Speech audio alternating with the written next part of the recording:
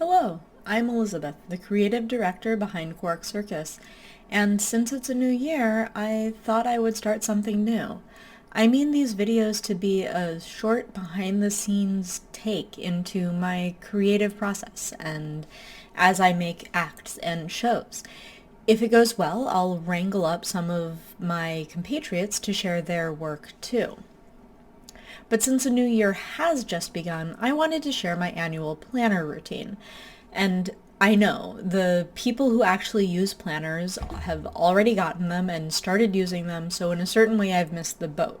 But those of us who use planners are also probably eager to talk about it, and at least one person specifically asked me for information about my planner routine. So, let's talk about planners and plans and goals. For myself, I use the planner for 3 different things, and none of them is actually remembering my schedule. First, I use it to ground myself in what I like about myself. Second, I use it to make specific and actionable goals that will help me be even more of that person that I like. And third, I use it to take the guesswork out of what I should do on any given day to achieve those goals, especially if I'm feeling tired or overwhelmed. Personally, these are things that I do with lots of writing because I personally am a compulsive writer, but in concept, none of them actually need that many words, and I hope you find at least some of them useful. So first of all, the grounding portions. In my planner, there's an empty page at the beginning of the year, and I use this in part to focus on what it was about the past year that really succeeded. I linger on this. I delve into it. I figure out what it is that I liked about who I was in the past year, and I really want to bring with me into the next year and capitalize on and grow from and grow towards. And this is because those are the signposts towards who I want to be. And personally, I have never succeeded with goals that are focused on who I don't want to be or what I want to remove from myself. So for instance, I am not a naturally flexible person, and for years I beat myself up about how stiff I am in the air and how bad my splits are. And I made a goal every year for about 4 years running to finally get a split. But when it came down to it, I never actually was able to stick with it because when I stretch on my own, I think about how painful it is and how naturally inflexible I am and how miserable I am, and so I stop because those are all awful things. It wasn't until I was training split balances and getting decent at them that that kind of flipped. And what actually flipped was that it reframed it from me thinking about how bad I was at the splits to thinking about this as a skill that was fundamentally achievable for me. And that switch allowed me to actually train it and actually get better at it. My splits are still definitely not my pride and joy, but they're far better and far more consistent than they ever were when I was beating myself up about them. So my first step to figuring out how to set a good goal is actually just to ask myself what I have to work with that I like. And from there, it flows relatively smoothly to the second part, where I set intentions and goals for the next year. I have this list that I've just made of cool things that I did last year, and so how do I want to capitalize on them and grow from them and do even better? How can I be that person that I like, but even more so? And this is page 2. And I guess these are New Year's resolutions. I certainly try to make them as close to SMART goals as I reasonably can. So SMART goals is an acronym and a system for making effective targets and for breaking a big mission statement down into realistic goals. It stands for specific, measurable, attainable, relevant, and time limited. I definitely make sure that the things that I put on page 2 are specific projects. Usually they're things that I already have elevator pitches for. I make sure that they're measurable. It should definitely be obvious whether I've met the goal or not. And I've just spent time thinking about and cataloging what my mission is, what I want to expand on this year, so I pick goals that are relevant to that mission. And finally, I have a natural time limit since I do this every single year. What they're not necessarily is attainable.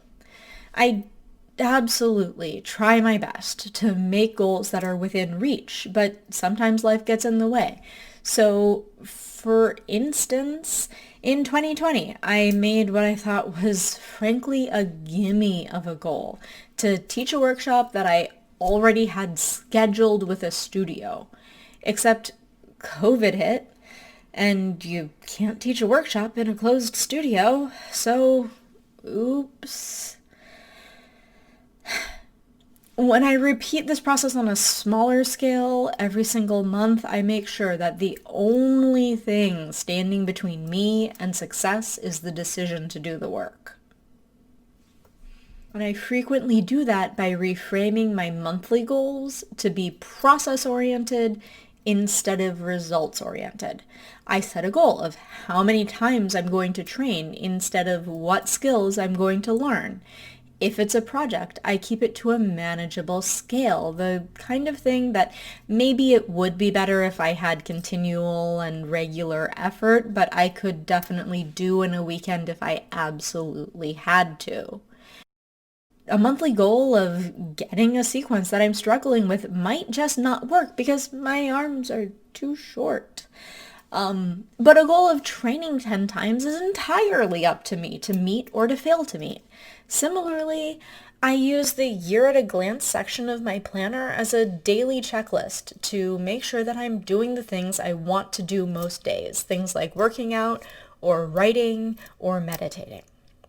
The monthly goals and the daily checklists keep me accountable to myself and making consistent progress. The yearly goals give me something to work towards in those training sessions. And if I have a bad month or I fall off the wagon, I can have a completely fresh start 12 times a year. But bad months still happen. Sometimes they're overwhelming and bleak and terrible. Preventing that, or at least mitigating it, is the third thing that I use my planner for. Specifically, preventing depression by fostering gratitude and self-care, and mitigating it by giving myself cheat sheets. So every day I write down 5 things that I am grateful for, and I assign myself 3 self-care tasks. It takes about a quarter of the page. It leaves tons of space for daily appointments and more traditional planner-y things, and I only spend about 5 or maybe 10 minutes on it. The gratitude and self-care lists, honestly, are pretty repetitive. I'm regularly grateful for my partner, my family, my friends, for comfy clothing and a cozy apartment, for jasmine tea, my fountain pen, and a journal with good paper. I assign myself to work out, or cook a thoughtful meal, or fold the laundry. But writing the list every day has the long-term effect of reminding me that I have already in myself everything that I need to begin or to restart the work. That prevents hopelessness long-term. But I still struggle with depression, and I'll go through weeks at a time where I'm frankly anhedonic, which is a technical term for losing the ability to feel joy.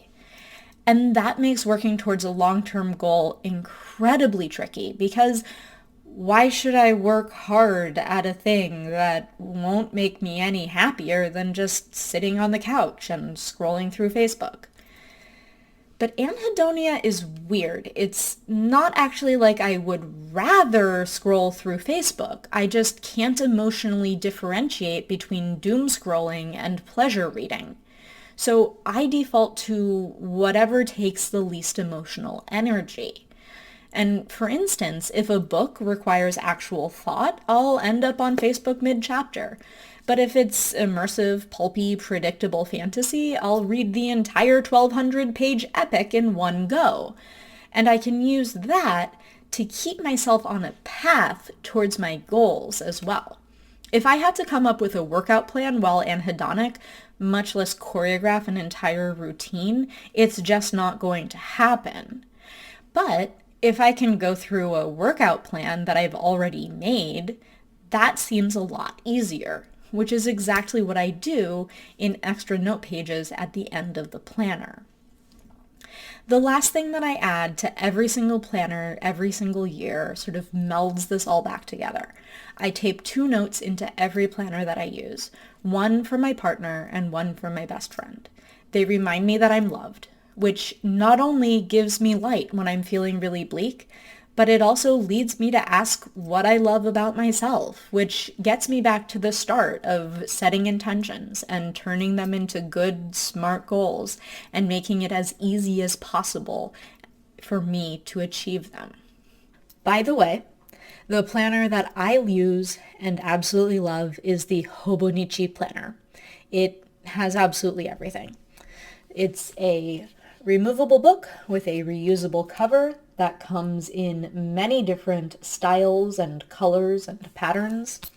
It's made of magical Tomoe River paper, which stands up to my fountain pen and is even thinner than tissue paper. It has a year at a glance section that I use for daily checklists, a traditional calendar section for actually scheduling tasks, a page every single day, as well as extra pages at the beginning of months and at the end of the year, and I use all of these things. The downside is that it is relatively expensive, especially if you do not live in Japan and have to pay for international shipping. And all of these things are things that I have done in do-it-yourself planners or cheap planners or on the computer. So that was a lot. And if you've made it this far, I am very impressed. I hope that you learned something or found something interesting, and I would love to hear about your personal planner hacks, so let me know about those. Next month, I will be talking about sex and death, so I promise it will be much more interesting. Thank you again, and bye for now.